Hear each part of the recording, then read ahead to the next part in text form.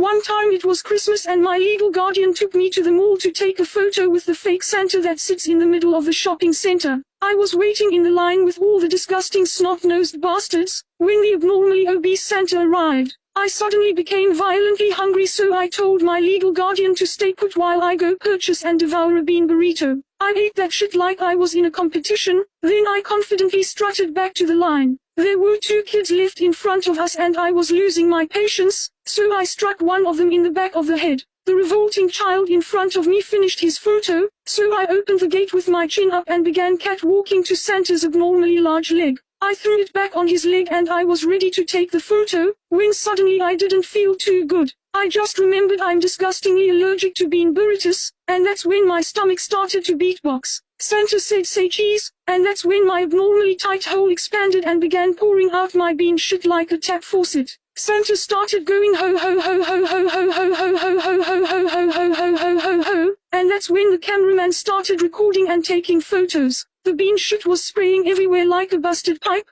and it began painting the walls. I started slowly yet erotically levitating from the force, causing the shit to pour on Santa, making him look like Bigfoot, and all I could hear were the camera clicks. I lost about 30 kilos and slowly floated down back into Santa's mushy lap, and there were families crying and hiding in the mall's bomb shelter. The photos developed and my parents framed them and hung them all over the house, and the Santa always hits me up every time I eat a bean burrito so I can sit on his lap again. It turns out I had bowel cancer. It was Halloween one year and we were handing out candy to the little undeserving bastard shits that knocked on our door. This one fat ginger bitch knocked on the door and of course she chose the biggest candy bar in the bucket and she said she wants another one. I said, listen here you tubby orange bitch, you get one fucking candy bar, you don't look like you need another one. She grabbed another candy bar from the bucket and started laughing at me and I said to her, if you weren't in a costume I would think you were the grand pumpkin, you giant orange bitch. She took her shoe off and threw it at my face, and that's when I lunged at her and tackled her off the balcony. I started pulling at her orange haystack hair and she started screaming for her dad. Her dad dragged me off the little ginger bitch and he yelled at me saying, who the hell beats up a 7-year-old? I said, me you old twat, and I took her entire bucket of candy and walked inside. The cops came over and I started fake crying saying she attacked me first and I was defending myself, and my dog was agreeing and defending me. The police went to the tubby ginger thot's house and shot it up.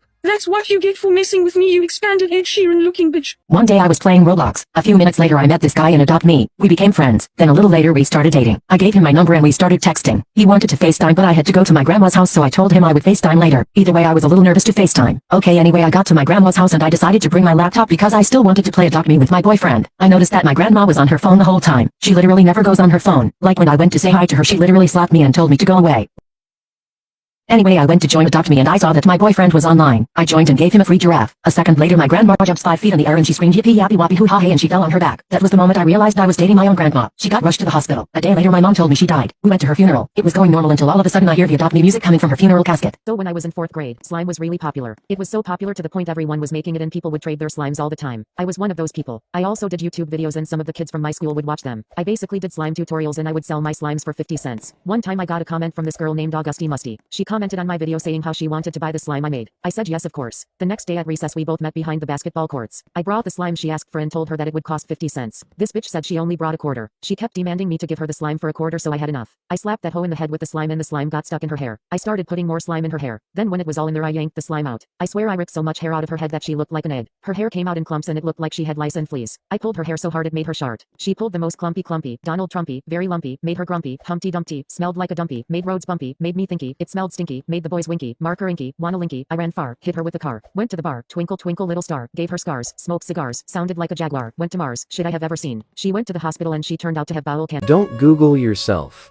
One day, I was bored and decided to search for my own name on Google. I have quite a rare name, so I didn't expect to find many results. Imagine how surprised I was when I came across a website that had my full name in the domain www.myname.com. When I clicked the link, it brought me to a message board. I looked at the profile of the website owner and found out that the person was the same age as me and had the same hobbies and interests. There weren't any posts on the message board, but I was intrigued, so I saved it to my favorites. It was about a month later when I went back to that website. This time, it had more content. There were some diary entries, mostly random things, like the weather was nice today, or I was so bored in work, things of that nature. However, as time went on, I began to notice more and more coincidences. The person lived in the same city as I did. It then struck me as rather strange that two people with the same rare name would be living in the same city at the same time. At one point, I noticed that the contents of the diary were quite similar to my own life. One day, I went to a baseball game, and when I checked the website that evening, I found that the owner of the site had gone to the same ball game. At first, I didn't think much of it. After all, tens of thousands of people in the city supported the same baseball team. It began to seem like much more than a simple coincidence. Whenever I checked the website, I would notice little biographical details that seemed to close for comfort. For example, the owner mentioned their pet dog, and the dog's name was the same as the dog I had when I was a child. The website owner posted a picture of their car. It had been the same model of car I had been driving when I was in college. They talked about eating at a certain restaurant. It was the same restaurant I had gone to all the time when I was working at my previous job. One day, when I looked at the message board, people had written messages to the owner saying, "Happy birthday." That day, it was my birthday as well. I decided to write on the message board for the first time. Just out of curiosity, I was going to wish the owner a happy birthday and tell him we had the same name. However, when I tried to write something, realized that there was nowhere to type your message. It wasn't a message board at all, just a static page. That's odd, I thought to myself. In other words, whoever owned the website had gone to a lot of trouble to make it seem as if it was an interactive site, as if there were other people posting on it, when in actual fact, all the content must have been created by the owner. Why on earth would someone do that? I wondered. I decided to send an email to the owner. It read, "Hi there, believe it or not, we both share the same name. Nice to meet you." It was just a friendly email. The next day, when I tried to look at the website, I discovered that it was gone. It seemed like it had been deleted. Then I opened my mailbox. There was one reply. When I looked at it, a chill ran down my spine. It just read, "Found you." Hey guys, here's a short story that I got sent in, but it's definitely one of my favorite ones. Hey Luna, I definitely want to be anonymous for this story time because it's far too embarrassing. About a year ago, I was set to get married to my handsome fiancé of 2 years on Valentine's Day. After months of planning and meeting and tasting, everything was finally ready. My sister was going to be a maid of honor, so she threw my bachelorette party at our local favorite bar. I invited all of my cousins and all of my friends. My fiancé, on the other hand, only had one male friend named Mark, so my brother, who's also one of the groomsmen, took him out for his bachelor party. My brother brought along a couple of his friends, and my fiancé brought Mark. My bachelorette party was a ball. We had shots, toys, and I damn near blacked out drunk. I finally got home that night, and I didn't even wait for my fiancé to get back from his party. I just immediately passed out on our bed. He was out with my brother. There was going to be no chance of cheating. When I got up the next morning, my fiancé was beside me snoring. I woke him up and we chatted about our fun nights out and excitedly made plans for our honeymoon. Okay, so let's fast forward a month later to my wedding day. It's Valentine's Day and the room is filled with pink and red roses. Everything is perfect, just how I imagined it, and I'm ready to walk down the aisle and lock eyes with the man that I want to spend the rest of my life with. As the music starts, it feels like the longest walk of my life down the aisle. Family members cried and smiled, waving at me and taking pictures of my beautiful gown. As I get to the end of the aisle, I see my fiancé looking lovingly into my eyes. It all felt like a dream, but it was about to become a nightmare. I'm looking into my fiancé's eyes, saying our vows, and there's not a dry eye in the room. Then the priest gets to the part where he asks if there's any objections to our marriage. Well, hold on to your tea, because out of nowhere, my brother interrupts and says he objects. Everyone laughed awkwardly as if it was a joke, but it wasn't. Hey guys, here's the final part of the follower's story bachelor party. I give my brother a stern look to stop playing around, but I could tell he was serious. Still angrily staring at my fiancé, he says to me, "This man is not being faithful to you." The crowd of my family gasps and my jaw drops as my brother continues, saying, "And your fiancé is not a straight man." The room goes completely silent. We were all thinking the same thing.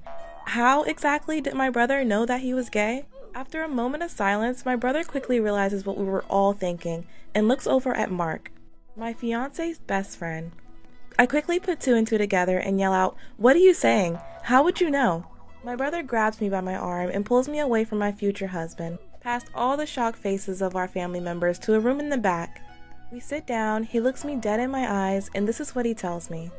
The night of our bachelor and bachelorette party, for some reason, Mark really wanted to go to Sprinkles, a gay club, but my brother convinced him to go out to the local bar with them. My husband and his best friend got really drunk the whole night, and they were openly flirting on the dance floor. My brother thought it was weird, but he didn't say anything. When it was time to head home, they were all really ripped, so my brother got a taxi with Mark and my fiance. My brother claims that on this car ride home, Mark and my fiance were so drunk that they've completely forgot my brother was in the car for a minute and started making out. My brother couldn't believe his eyes, and before he could even react or record, they remembered he was in the car, so they stopped and made it seem like it was a prank.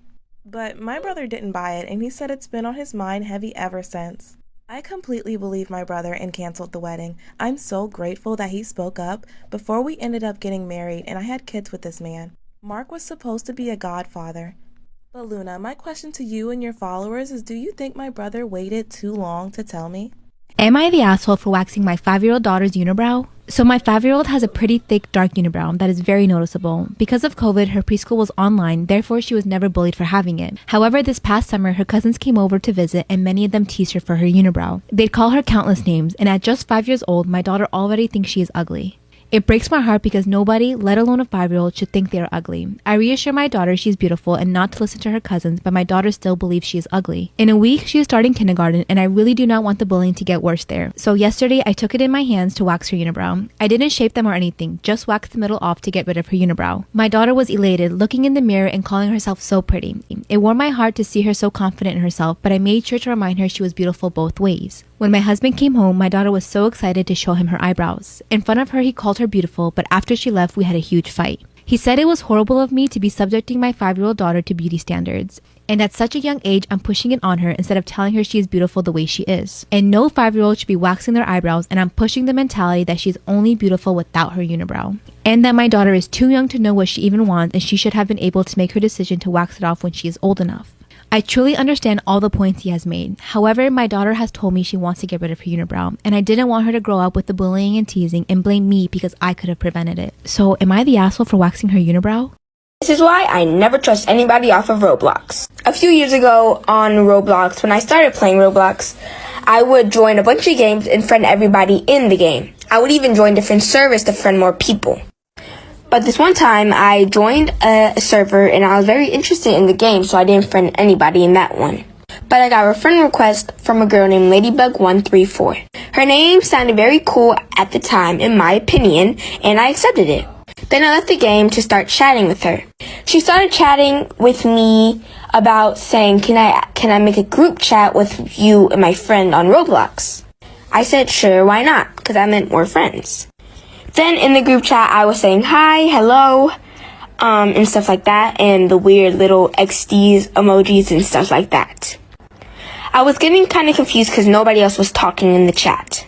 You will not believe what they chatted. Like for part 2. Part 2, sorry for the long wait. When I opened up the group chat, I got really nervous because it said, I know where you are. I started getting scared because it was 2 people knowing where I live. So I unfriended both of them and blocked them. I joined the same game and got another friend request from somebody. This time, the name was LadyMan256 because in the beginning it was Ladybug. So, I don't know. I accepted it because at the time, like I said, I thought having a lot of friends was cool. They chatted me linking my email. I got really nervous. When I clicked the email, it had pictures of me. I kept on getting spam accounts from my phone messages, and they kept on saying, why did you do that? Why did you do that? And I'm guessing it's because I blocked them. Like for part 3. Part 3 up right now. By the way, thank you for all the support. The next day, I got a call from an anonymous number. I was confused, but I still answered it. At the time, I was younger, so I didn't really notice. When I answered, it was like a robot keep on repeating, why did you do that? Why did you do that? I got really scared and I hung up. I screenshotted the number just in case I would need it as evidence or proof. because at the time, I thought I was doing something very smart. I kept on getting the same calls that kept on saying, "Why did you do that? Why did you do that?" I know I did something really bad. To the point where I got so scared I had to tell my parents. I told my mom and she didn't really believe me at first. And then I showed her the picture of the proof of the photo that had the number of the anonymous number. Then she called it. You will not believe what the anonymous number said to her. Like for part 4.